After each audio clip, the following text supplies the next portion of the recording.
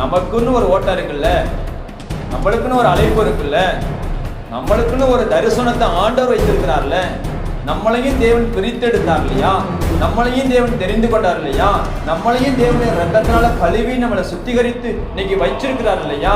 அப்ப தேவனாம மகிமைப்படுவதாக மனுஷனுடைய வழிகள் யாருக்கு முன்பாக இருக்கு? கர்த்தருக்கு முன்பாக இருக்கு.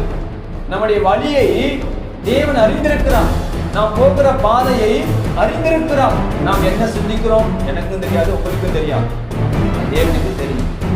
உங்க வாழ்க்கை எப்படி இருக்குது உங்களுக்கும் தெரியாது, எனக்கும் தெரியாது, தேவனுக்கு தெரியும்.